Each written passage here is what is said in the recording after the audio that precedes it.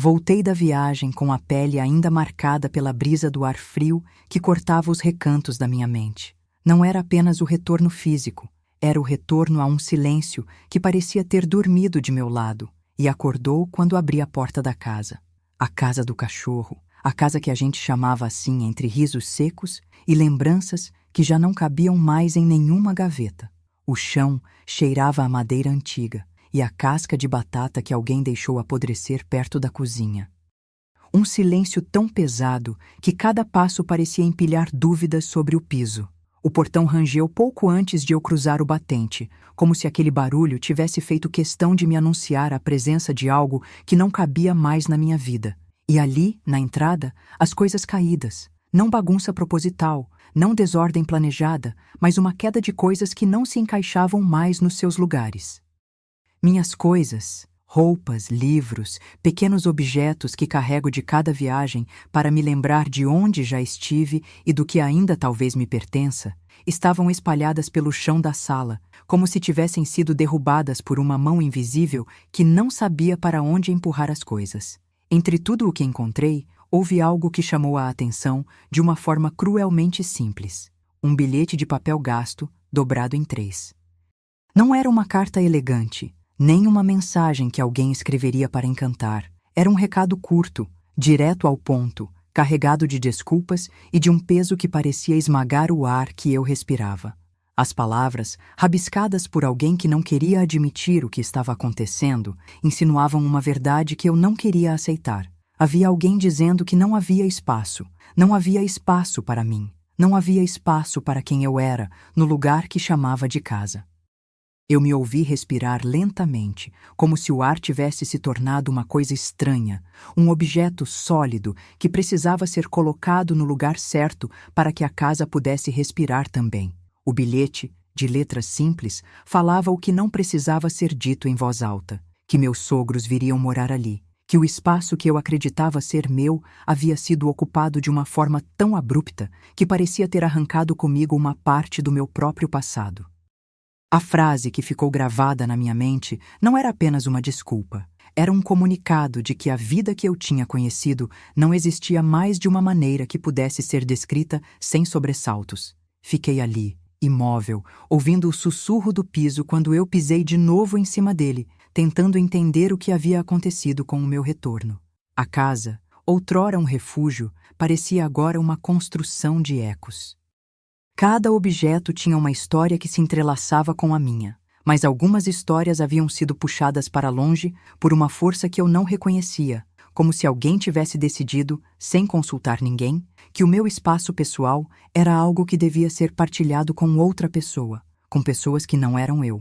Foi quando percebi que não era apenas a presença do bilhete que me feriu. Era a visão de tudo que ficou para trás, a sensação de que o tempo tinha corrido na minha ausência e levado consigo as notas mais importantes do meu diário particular. O que me azedou não foi a ideia de que alguém poderia vir a morar ali. Afinal, a vida muda, as casas mudam, as pessoas mudam, mas a forma como tudo aconteceu, sem pedir permissão, sem me consultar, sem me dar a chance de escolher o que eu queria manter de mim mesmo. A casa não era mais apenas a estrutura de madeira e diques de parapeitos. Era o espaço onde minha identidade se prendia a cada memória, a cada objeto que eu guardava como um pequeno segredo. Eu peguei as minhas coisas, um a um, com mãos que tremiam, sem saber por quê. Não havia raiva explícita no gesto. Havia um silêncio que pesava como uma segunda pele.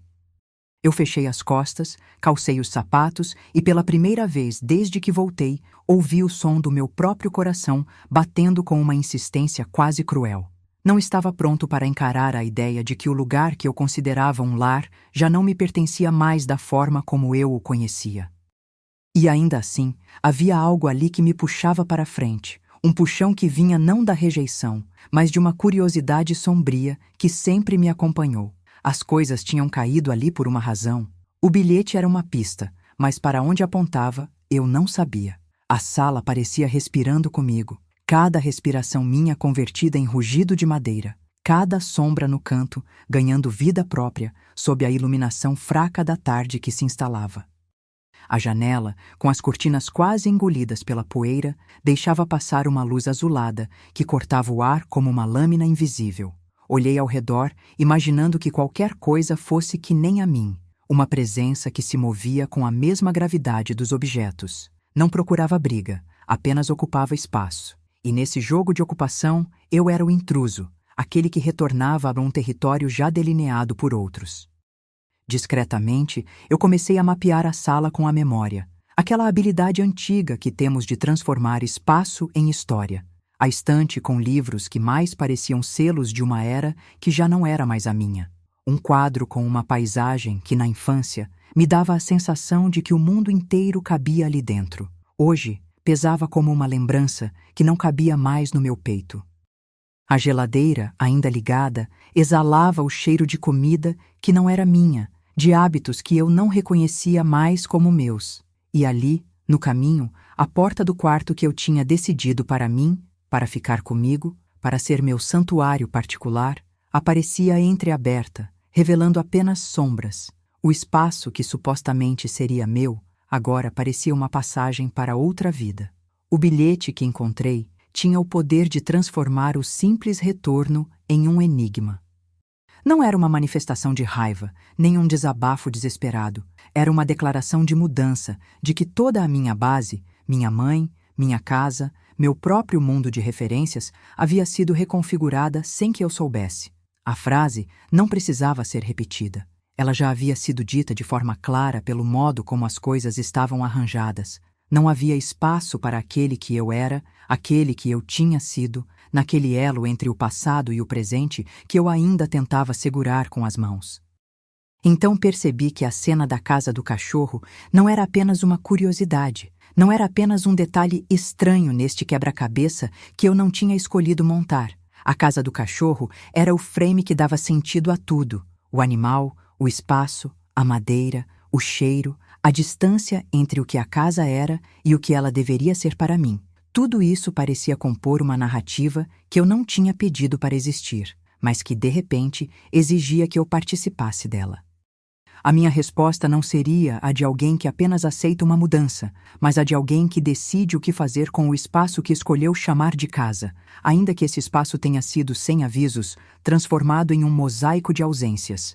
Enquanto eu arrumava meus pertences, fiquei em silêncio olhando para o bilhete, como se a simples leitura pudesse revelar o destino da minha vida dali em diante.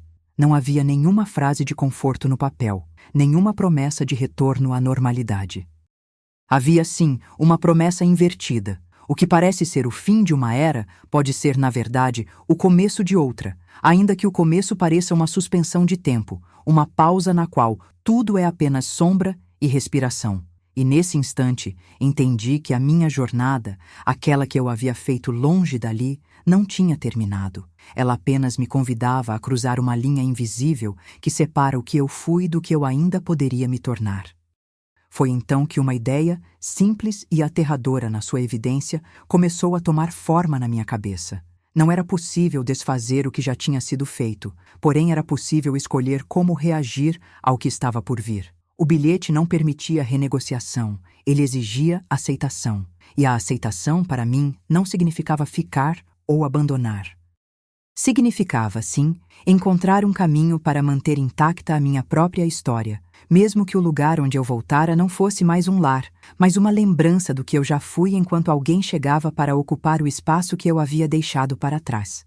Eu terminei de recolher as minhas coisas com uma concentração que não lembrava ter usado há tempos. Cada objeto que guardava era como uma âncora lançada no interior de uma tempestade que já tinha começado a se formar dentro de mim.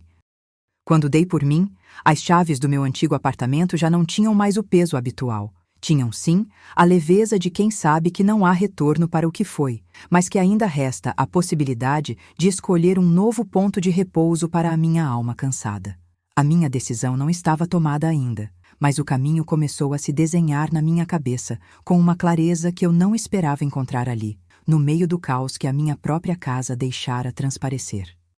E então, sem anunciar, uma nova ideia surgiu com o mesmo silêncio que marcou minha chegada. O meu apartamento secreto. Não o esconderijo de um segredo sombrio, mas o espaço que desde sempre eu carreguei comigo como uma possibilidade. Um refúgio que poderia acolher a minha verdadeira eu, sem ser invadido pela necessidade de se adaptar a expectativas que não me pertencem. O conceito, que parecia quase um conto, ganhava contorno na minha cabeça como uma charneca de possibilidades, onde eu poderia existir sem o peso de uma casa que decidira, sem minha permissão, quem deveria morar nela ao meu lado, sem me perguntar o que eu desejava de verdade. Enquanto o último objeto de meu embrulho tocava o chão pela última vez, o silêncio da sala parecia ganhar um novo ritmo. Não era mais apenas o peso do bilhete, era a pulsação do que eu ainda poderia experimentar. E, no meio desse silêncio, uma certeza começou a brotar lentamente. A minha resposta à mudança não seria fugir, nem confrontar de frente o que estava diante de mim. Seria, sim, encontrar o meu espaço dentro do espaço dos outros, encontrar a minha voz dentro do ruído da casa que havia decidido me ocupar. Não era apenas uma fuga para um lugar secreto. Era a construção de um novo lugar onde eu pudesse existir sem pedir permissão a ninguém, sem me sentir deslocado, sem que a minha identidade fosse a primeira coisa a ser recusada por uma necessidade coletiva. À medida que colocava meus pertences no caminho para o que eu acreditava ser o meu novo abrigo, o mundo lá fora, as vozes, os passos, o rádio que ainda insistia em tocar músicas que eu não ouvia há tempos, continuava a me lembrar que nada era imutável. O que era meu poderia não ser mais, e o que era deles poderia se tornar parte de mim, na medida em que eu decidisse que a minha própria história não acabaria ali, no chão da sala da casa do cachorro, onde um bilhete de desculpas e a ausência de espaço haviam se tornado o início de uma nova busca. Quando, finalmente, desliguei a luz da sala e o peso do dia inteiro começou a adormecer, encontrei, no silêncio, uma respiração que não era minha, ou, ao menos, não apenas minha. Era a respiração de alguém que respira ao meu lado, de alguém que sabe que o retorno não é apenas uma linha reta, mas uma rede de escolhas que nos prendem, nos libertam e, por fim, nos obrigam a enfrentar a verdade de que o espaço que ocupamos não é apenas físico, mas vital. Eu não sabia, ainda, o que iria acontecer quando tudo estivesse em silêncio de novo e a porta da casa do cachorro se fechasse atrás de mim, mas pela primeira vez, desde que comecei a arrumar minha vida, senti que poderia escolher o que fazer a seguir, sem que ninguém decidisse por mim. E foi nesse instante, entre o peso do bilhete e a promessa tímida de um espaço novo, que a história que eu carregava dentro de mim começou a se transformar. Não pela surpresa de quem entrara naquela casa sem avisar, mas pela possibilidade de descobrir quem eu seria, caso decidisse não me submeter ao silêncio que me estivera cercando. O que eu ainda não sabia, porém, era como o meu próximo passo iria soar quando, amanhã, eu acordasse novamente com o mundo ao meu redor pedindo para me ver, para me ouvir, para eu escolher onde ficar. E assim, com a casa ainda ocupada pelo eco de uma mudança que talvez nem fosse tão dramática, respirei fundo, fechei os olhos por um instante e deixei que a noite me guiasse para o próximo passo, não para voltar, mas para encontrar o meu próprio segredo, o meu apartamento secreto, onde a minha história pudesse continuar a ser contada, sem o peso das palavras dos outros, sem a falta de espaço, sem a necessidade de ter que caber em um molde que não era meu. E no escuro, ouvi apenas a minha própria promessa de que, quando o dia trouxesse de volta as perguntas, eu estaria pronto para respondê-las de uma maneira que ninguém poderia prever. Amanheceu sem pressa sobre a casa do cachorro, como se o próprio tempo tivesse se escondido atrás das frestas para observar o que eu faria a seguir. A trilha da minha respiração desenhava um vapor invisível no ar frio da manhã, e eu, que tinha acabado de recolher meus pertences, como quem recolhe as migalhas de um mapa que não leva a lugar algum, senti o peso do bilhete ainda pegando minha pele. Não era apenas uma lembrança dolorida, era um aviso de que a casa inteira, o mundo ao meu redor, já não cabia mais de onde eu tinha vindo. E, no entanto, naquele silêncio que se arrastava pela sala, apareceu uma ideia que parecia nascer de dentro da própria madeira. O meu apartamento secreto. Não se tratava apenas de um espaço físico, mas de uma possibilidade que insistia em se insinuar entre as paredes. um lugar para respirar longe das decisões que não eram minhas, para ouvir meus próprios passos sem que ninguém os contasse por mim. O bilhete, com a sua frieza cortante, parecia ter apontado para uma linha invisível que eu não havia notado antes, o limite entre o que me pertencia e o que me era imposto pela vida que se acomodava no meu próprio lar. A casa do cachorro, com o cheiro de madeira antiga e de dias que já não existiam, passou a me soar como uma cápsula de memória que precisava de uma chave para abrir outra porta. Eu me movimentei pela casa com uma nova cautela, não mais para buscar objetos, mas para observar onde, dentro daquele espaço, alguém poderia se estabelecer sem me pedir licença. As coisas, ainda ali, não pareciam apenas objetos. Eram testemunhas de uma convivência que já não cabia em meu silêncio. A cama ainda vibrava com o peso de noites que houveram em que eu sonhava com distâncias maiores do que aquelas que a vida permitia, e a janela, que antes era apenas uma moldura para o exterior, agora parecia uma boca que sussurrava segredos, prometendo uma saída.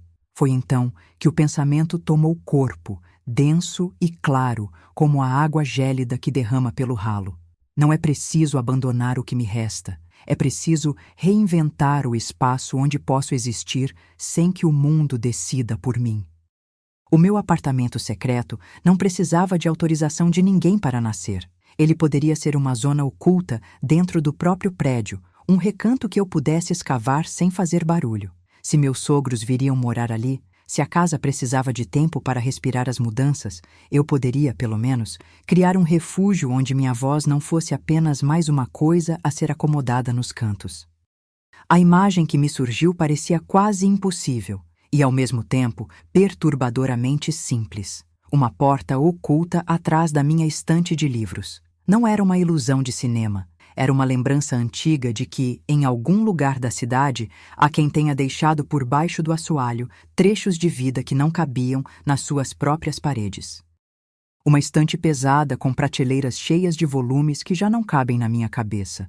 Uma parede que se move discretamente quando ninguém olha. Um espaço atrás de madeira que respira como um segredo bem guardado. O meu apartamento secreto começava ali, no embalo de um ranger de pregos, no cheiro de poeira que lembra a infância, no instante em que uma simples porta parece ganhar o direito de existir apenas para mim.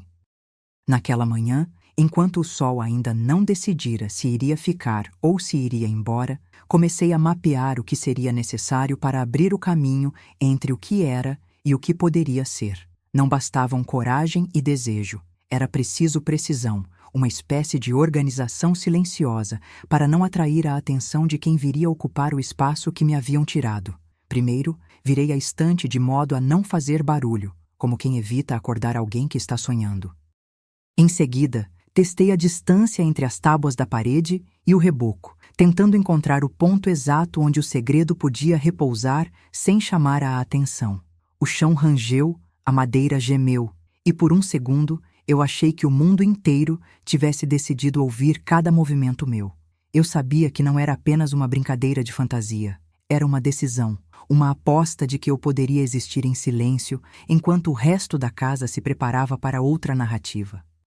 Minha mão passou sobre o dorso dos livros, pousou sobre uma das bordas onde o pó se acumulava como uma linha de tempo, e achei, não na cabeça, mas no tato, a resistência de uma placa que, ao toque, revelou um espaço oco atrás da madeira. Não havia segredo que surgisse de forma extravagante. Era mais uma respiração contida, um espaço que aceitaria a mim de forma branda caso eu o aceitasse primeiro.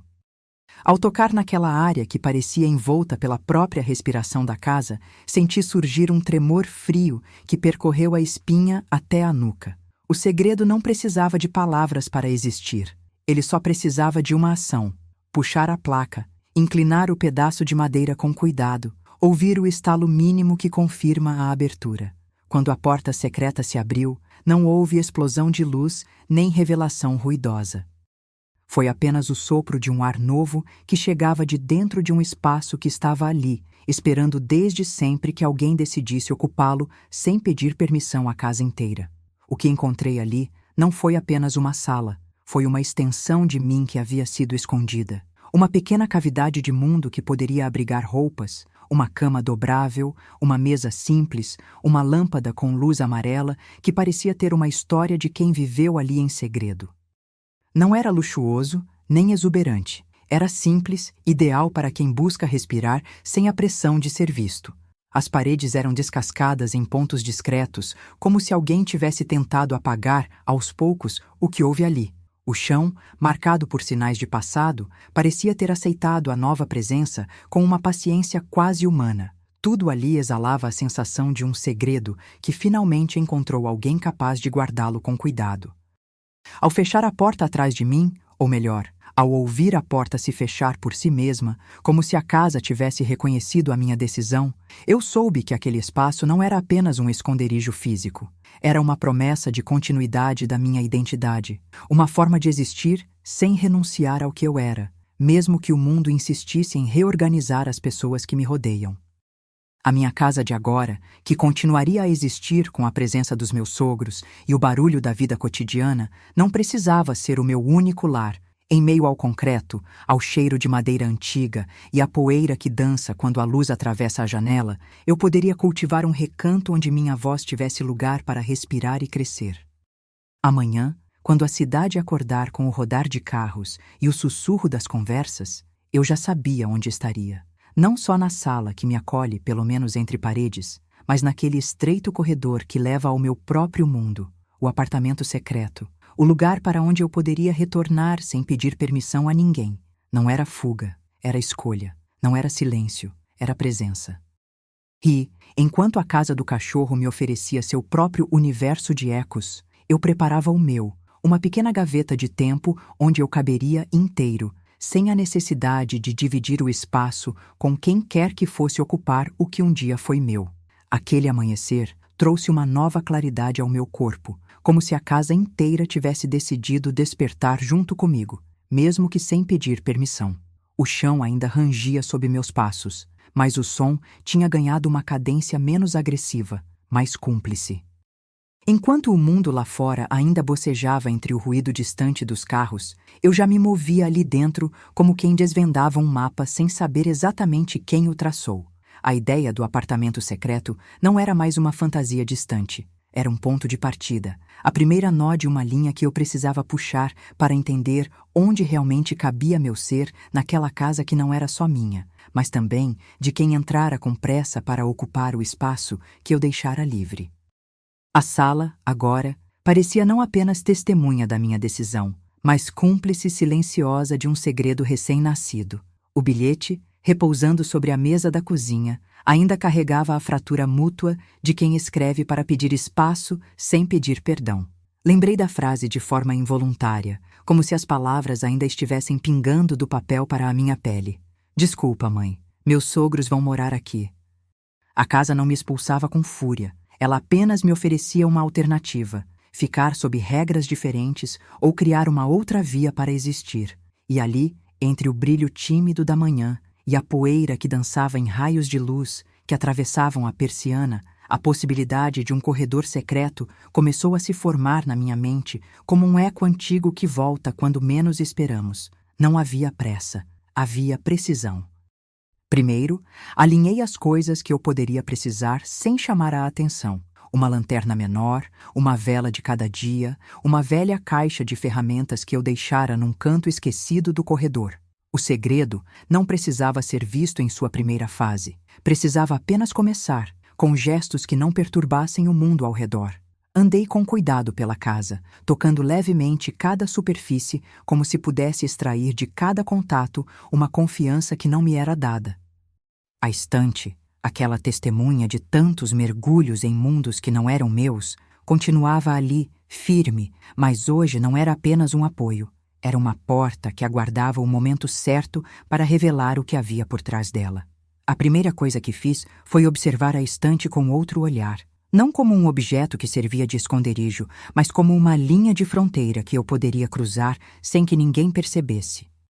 Retrocedi alguns passos, contei mentalmente até 4, e então movi a estante de modo a não ranger nenhum milímetro demais. A madeira parecia entender a minha intenção, ceder apenas o suficiente para que eu pudesse escutar o que estivesse escondido atrás dela. O ar mudou no instante em que a placa de madeira que eu pressentia começou a ceder. Não houve fogo, não houve som ensurdecedor. Houve apenas o respiro curto de algo que se abrira, um espaço oco que parecia ter sido deixado ali por muito tempo, esperando alguém que soubesse ouvir o silêncio entre os batimentos do prédio. Puxei a porta secreta com a delicadeza de quem não quer provocar o mundo, apenas sublinhar a possibilidade de que ainda há espaço para quem sabe onde não precisa gritar para existir. A escada estreita, coberta de poeira, descia por aquele vão como uma veia que leva sangue para manter o coração vivo. O cheiro de madeira antiga, pintado com resina de tempo, subiu aos meus narizes e por um momento eu quase não respirei. Ali, no escuro que se abriu, havia uma respiração de algo que não era apenas meu, mas que também não poderia ser descrita como pertencente a ninguém ali. Era um segredo que falava em sussurros baixos, em ranger de tábuas e em orelhas que não deveriam ouvir, mas que, por algum acaso, já ouvira.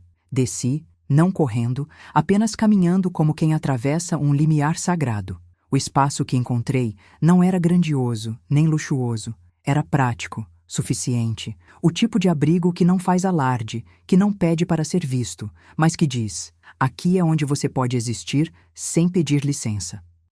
Um quarto pequeno, com uma cama dobrável encostada na parede, uma mesa simples, uma lâmpada amarela que parecia ter a idade de meus próprios segredos. O piso, marcado por marcas que pareciam riscar o passado, recebeu minha presença com uma espécie de aceitação lenta, como se o lugar soubesse que aquele instante era apenas o começo de uma convivência entre dois mundos, o que eu deixara para trás e o que eu começava a criar ali, no recôndito de um prédio que não era só meu, mas que ainda respirava por conta de mim. Não houve confronto com nada além do silêncio. Coloquei ali, de forma quase ritual, um cobertor, uma bolsa com roupas de 3 dias, um caderno de anotações e uma lanterna que eu não pretendia acender se o dia permanecesse claro. A vela que levei não acendeu ainda. Deixei em repouso, como se soubesse que o claro ainda viria sem necessidade de fogo. A cada movimento, a cada dobra do espaço, eu sentia o peso da decisão que tinha tomado, não para escapar, mas para ampliar minha própria assinatura nesse mundo que a casa tentava partilhar comigo, ainda que sem pedir permissão. A minha presença ali não era uma afirmação de traição, era uma afirmação de direito. Direito de existir, de manter a minha história íntegra, de não deixar que a necessidade dos outros apagasse aquilo que eu sou quando estou comigo mesmo. Enquanto isso, a casa começou a lembrar de si mesma, em ecos de passos que não eram meus, em murmúrios que não pareciam vir de onde eu estava. O rumor dos sogros que em breve surgiriam na sala principal, a comida que sempre cheirosa ocupava a cozinha, a voz da mãe que ainda carregava a doçura de quem ainda se questiona sobre o que é certo, tudo isso se impunha como um fundo musical que não me pedia licença para tocar. E, no entanto, o segredo não se deixou ofuscar. Ele manteve uma distância respeitosa, como se soubesse que só poderia ganhar força se eu não o mostrasse de imediato a nenhum olhar curioso. A cada noite, ao retornar ao meu abrigo, eu sentia que não era apenas um espaço físico que eu havia encontrado, mas uma pequena extensão de mim que poderia existir ali, sem pressa, sem culpa, sem a necessidade de justificar minha presença a quem quer que fosse. No meu caderno, comecei a desenhar o que poderia se tornar o meu dia a dia dentro do apartamento secreto. Horários, rotinas discretas, rituais de silêncio, uma pequena lista de objetos que eu levaria de vez em quando para não perder o senso de quem eu sou. Não era paranoia, era uma estratégia de sobrevivência emocional. Porque naquele jogo de ocupação dos espaços, o que eu mais temia não era a reação dos outros, mas a possibilidade de esquecer quem eu sou quando estou com o peso dos olhos alheios voltados para mim. O apartamento secreto não era um esconderijo apenas para minhas coisas. Era um espaço onde eu poderia guardar pedaços da minha voz, da minha imaginação, daquilo que não aceito transformar em moeda de troca para caber no que os outros julgam ser adequado.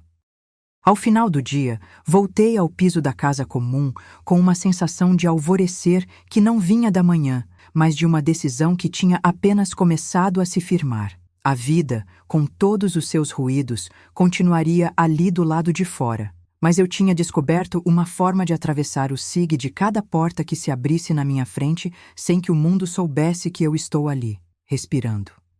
O bilhete ainda estava comigo, dobrado como uma lembrança que não pode ser esquecida, lembrando-me de que não se trata apenas de espaço físico, mas de espaço interno, de onde eu posso continuar a existir mesmo quando tudo ao meu redor decide mudar. E foi assim.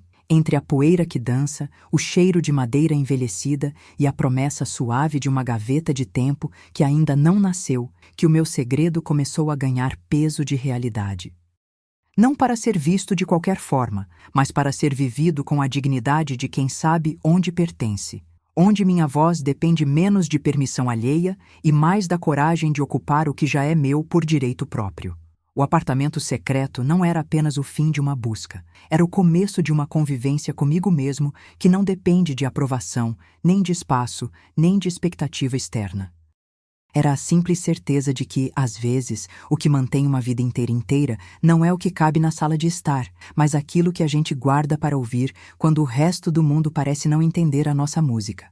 A noite desceu devagar sobre o prédio, como se tivesse deixado o dia terminar sem pressa para que eu pudesse entender o que quer que fosse que eu estivesse começando. Dentro do apartamento secreto, tudo parecia respirar comigo. Cada canto, um compasso que marcava o tempo de uma nova língua que eu ainda treinava para falar sem tropeçar. A cama dobrável rangeu quando eu me sentei à beira da mesa simples, e o barulho, que poderia soar como um alarme, soou para mim mais como um lembrete de que eu tinha escolhido ficar onde a minha história não precisava pedir licença para existir. A primeira semana ali foi um estudo de silêncios. De manhã, eu acordava antes que o prédio inteiro acorde, antes mesmo do canto do zelador, antes do cheiro de pão vindo da padaria da esquina. E eu já sabia onde cada coisa deveria estar para não trair a minha presença. A lanterna na gaveta, a vela de reserva junto à parede de tijolos, o caderno de anotações aberto na página que descrevia uma rotina sem testemunhas. À noite, quando o resto da casa gemia com o peso da casa cheia, eu voltava ao meu esconderijo com passos quase sonoros, como quem retorna a um santuário secreto que não admite curiosos, apenas eu, a quietude e o espaço que eu preenchia com a minha respiração. O bilhete continuava ali, dobrado, guardado na parte alta da minha mochila improvisada, como se fosse uma senha antiga para um mundo que agora eu tentava habitar de forma autônoma. Desculpa, mãe, meus sogros vão morar aqui. As palavras eram um apelo que não tinha mais o mesmo tom de raiva ou de culpa. Eram, aos poucos, uma constatação que me empurrava para fora de uma órbita de pertencimento que já não cabia em mim. Não havia mágoa explícita no papel. Havia o tempo que passou e a verdade de que o espaço que eu buscava não era apenas físico, mas uma forma de me ouvir sem que o mundo decidido por outros falasse por mim. Naquela semana percebi que o segredo não era apenas uma soma de objetos escondidos, nem a porta que levava a uma nova sala. Era a possibilidade de existir em dois mundos sem precisar escolher entre eles. O apartamento secreto era a minha ancoragem, mas também o meu laboratório. Testava-se ali a minha resistência ao ruído alheio, ao peso da opinião coletiva, à necessidade de caber no que o mundo acha adequado. Então, como quem monta um mapa com símbolos que só fazem sentido para quem sabe ler, eu comecei a registrar tempos, passos, hábitos. Cada manhã eu acordava cedo, aquecia a água para o chá que eu só bebia ali, escrevia 3 linhas sobre o que eu sentia, antes que o silêncio fosse preenchido pelo bulício da casa comum. No entanto, havia momentos em que o segredo ameaçava fazer barulho demais. A cada vez que o prédio inteiro acordava com o rugido de um elevador velho, eu prendia a respiração, imaginando que, em algum ponto invisível entre as paredes, alguém pudesse ouvir o suspiro do meu segredo. As paredes do meu refúgio eram finas e, às vezes, pareciam vibrar com uma música que não era minha, com vozes que não eram as minhas, como se o prédio inteiro respirasse em uníssono com a vida que eu não poderia impedir que entrasse pela porta principal. Nesses momentos, eu repetia, como um mantra em voz baixa: eu existo aqui, não para desafiar ninguém, mas para afirmar a minha presença sem pedir permissão. Eu comecei a entender que o meu apartamento secreto não era apenas um lugar para guardar coisas. Era um lugar para guardar tempo. Tempo para ouvir meu próprio silêncio sem que alguém tentasse preenchê-lo com agenda, com visitas, com expectativas. Havia, em cada objeto ali, uma promessa discreta de que eu poderia existir sem que a necessidade alheia ditasse o ritmo da minha vida. A cama dobrável se tornara firme, quase habitual. A mesa simples, um altar improvisado onde eu podia deixar as ideias repousarem.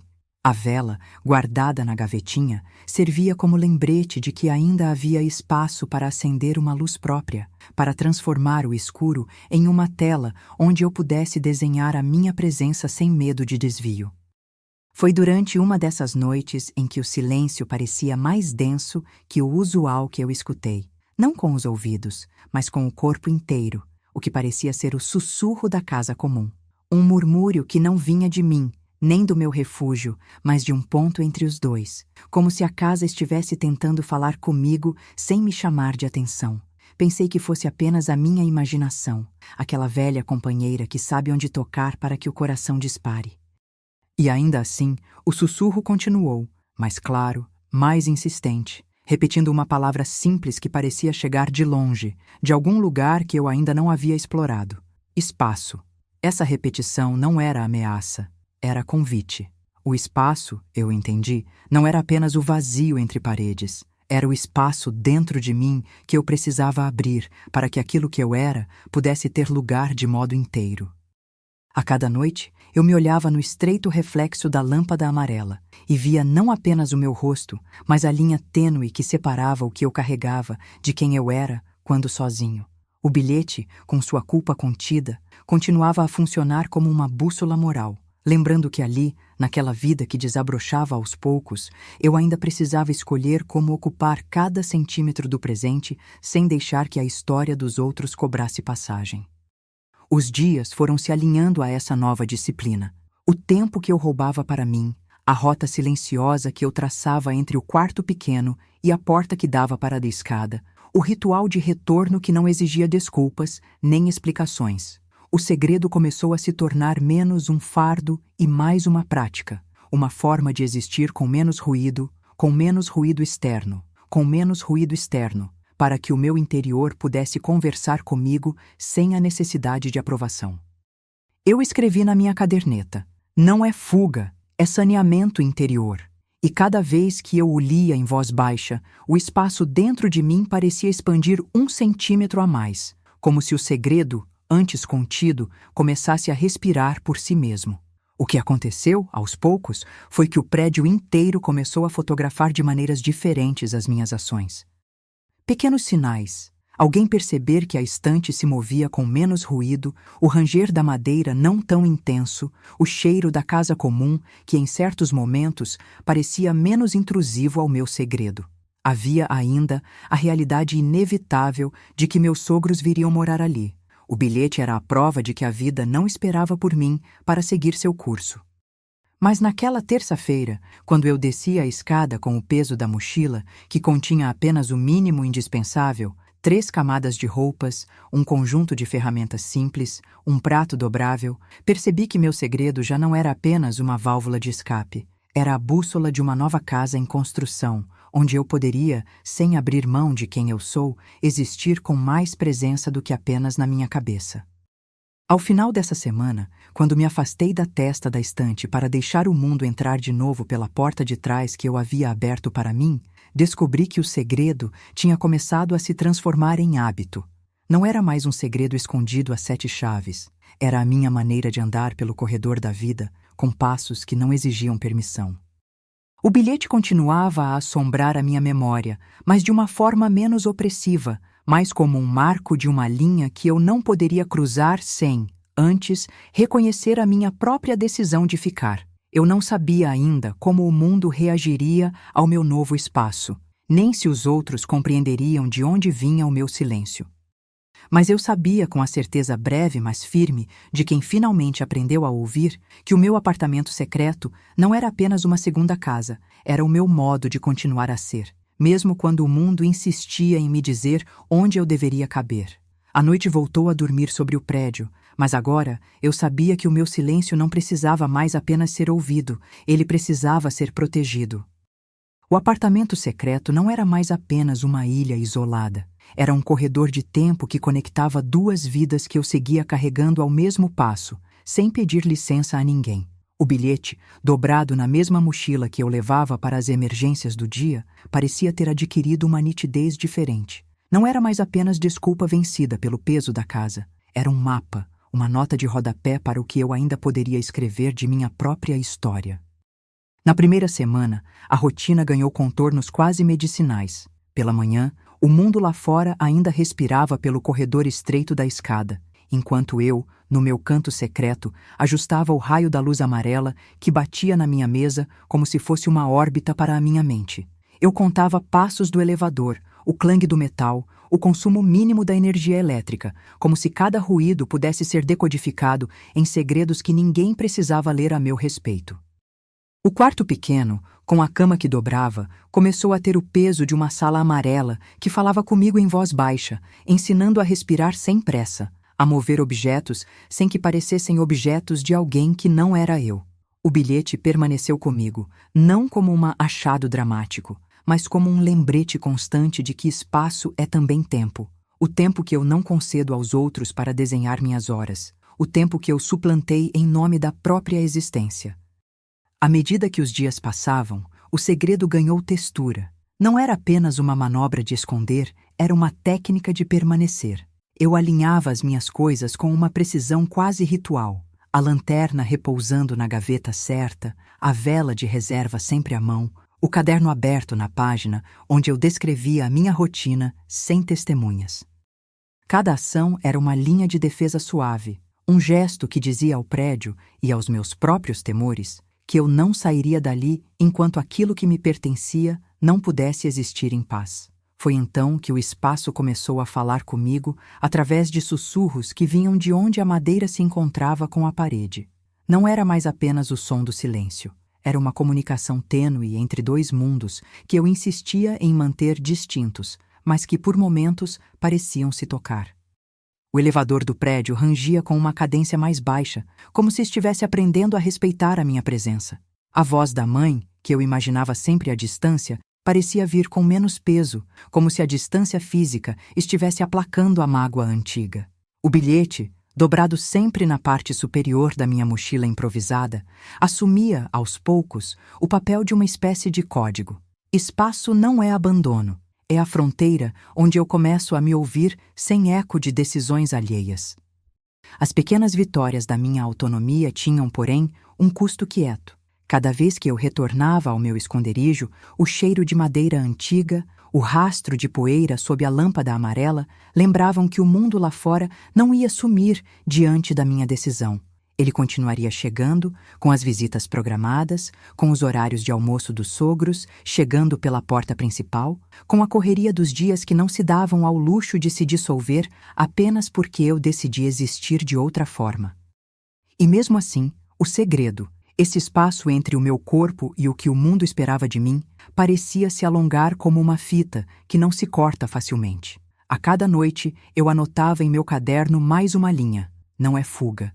É uma maneira de manter o que sou, enquanto o que sou não cabe na casa que a vida quis partilhar. No meio dessa nova prática, houve um momento em que tudo ficou mais claro, não com a clareza de uma resposta, mas com a promessa de uma pergunta.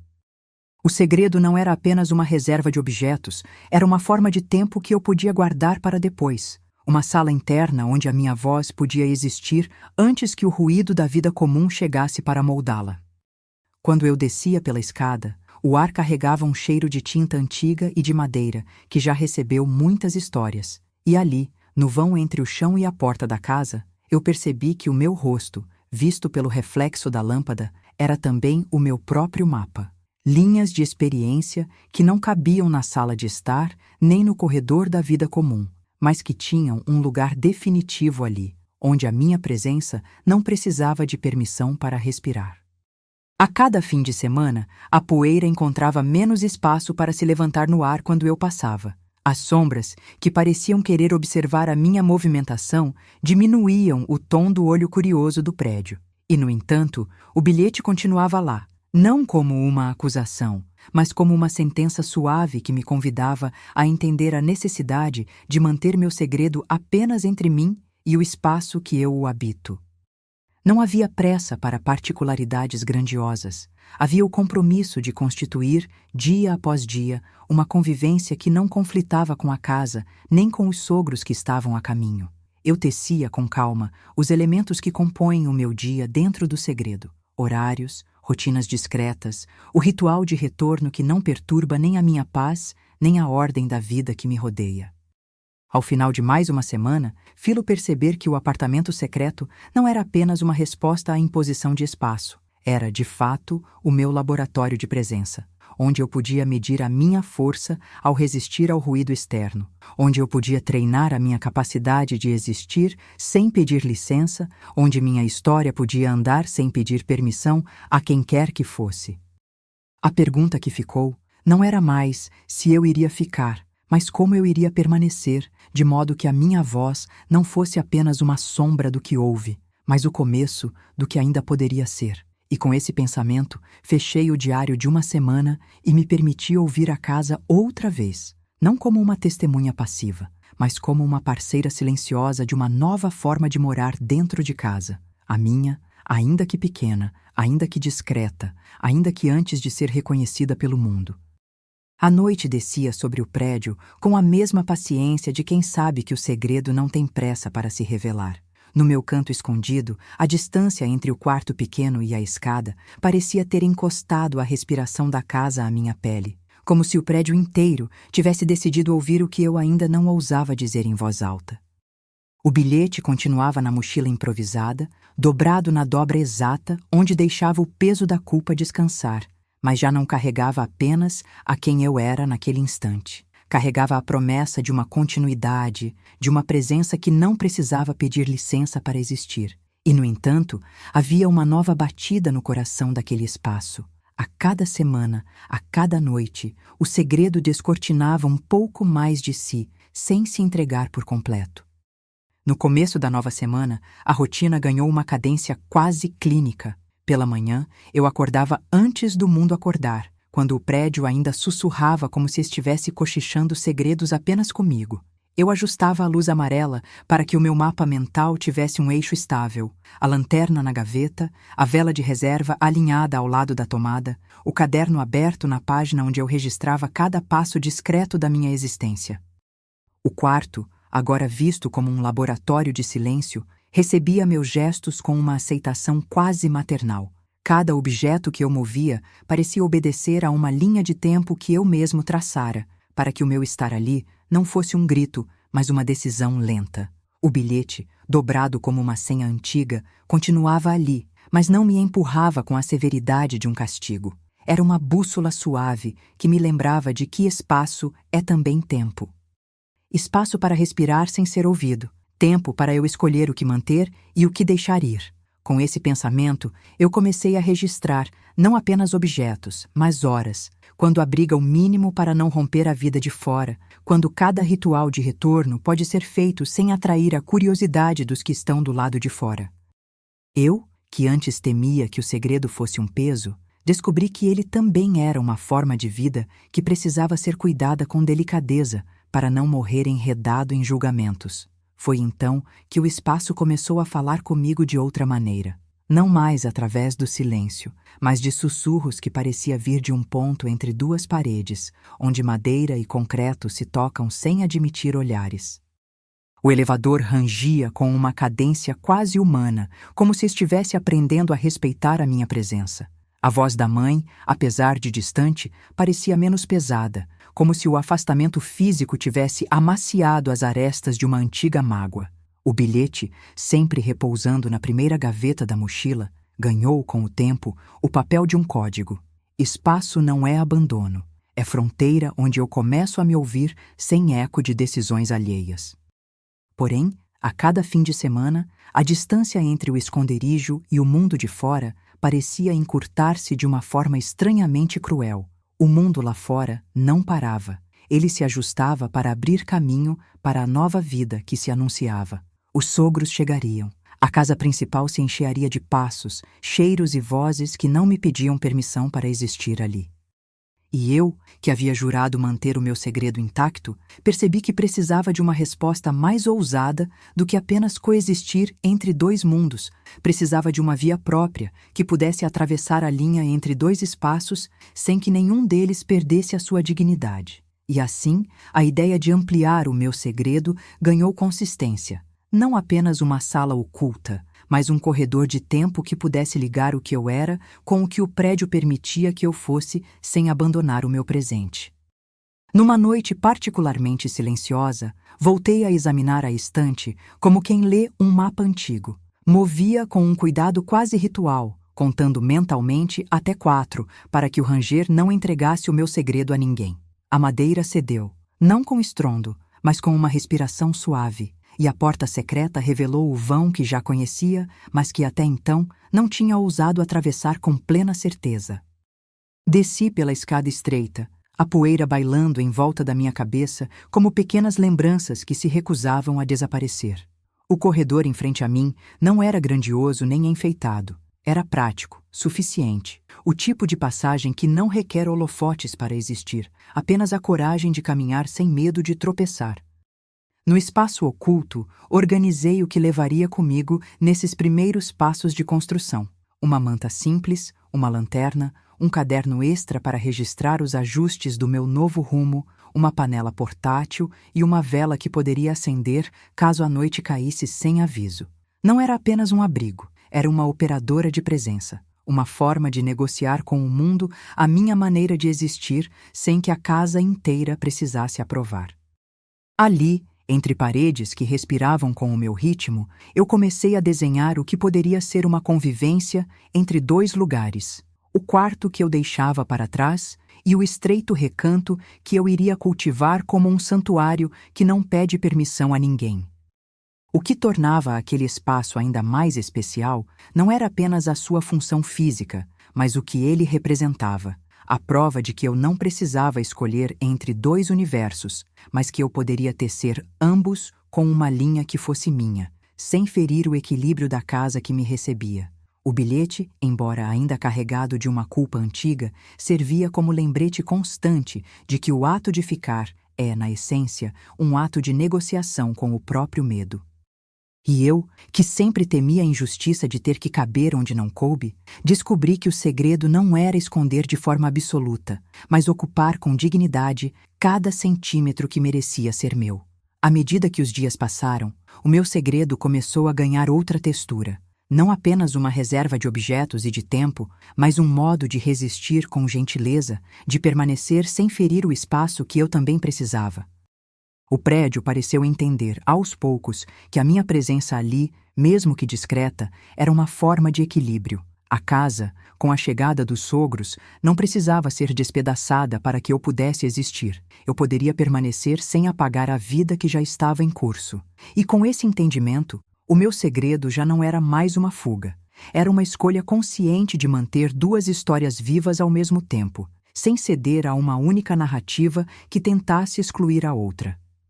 No entanto, eu ainda não havia decidido como exatamente eu iria até o fim dessa linha tênue entre o que é meu e o que é deles. O corredor de tempo que eu começava a construir não era apenas uma passagem física, era uma promessa de que eu poderia, um dia, andar por ele sem medo de tropeçar, sem a urgência de ter que provar que mereci cada prato na mesa ou cada conversa na sala.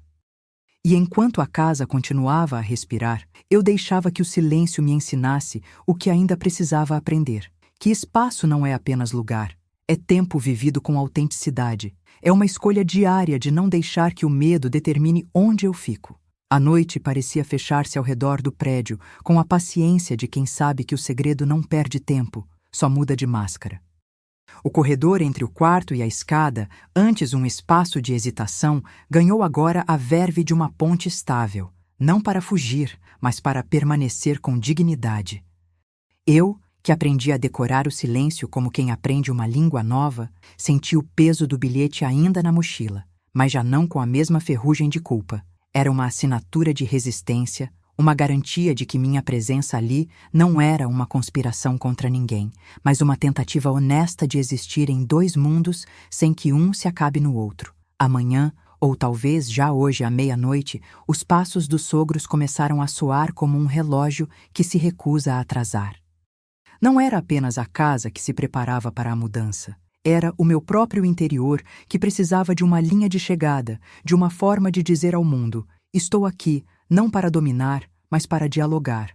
Então eu deixei o quarto ensolarado lá fora e voltei à minha sala secreta com uma nova determinação. Não transformar o segredo em muralha, mas expandi-lo em uma passagem segura, onde duas histórias pudessem se reconhecer sem que uma se visse obrigado a apagar a outra. Desci pela escada com o cuidado de quem segura uma vela quase apagada e sabe que cada respiração pode reacender a chama. O vão estreito entre os dois mundos já não era apenas um recibo de coragem, era um canal de convivência que eu passaria a cuidar com mãos firmes.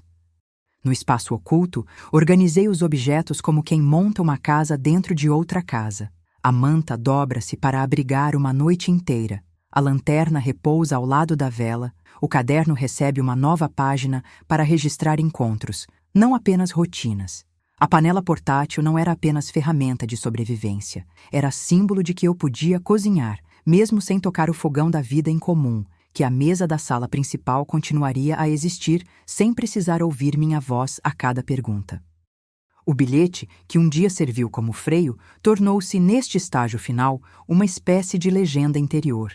Desculpa, mãe, por não abandonar quem eu sou apenas para caber numa passagem estreita, mas também desculpa por exigir que todos aprendam a caminhar ao meu lado sem tropeçar no medo.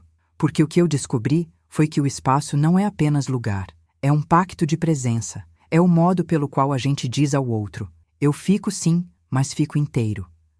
Assim, o segredo não se dissolve, ele amadurece, transforma-se em conceito. O apartamento secreto não é fuga nem fuga, é uma arquitetura de tempo onde duas histórias aprendem a respirar juntas. A casa não abriu mão de quem já estava ali, apenas reconheceu que o mundo é grande o suficiente para acolher mais de uma verdade.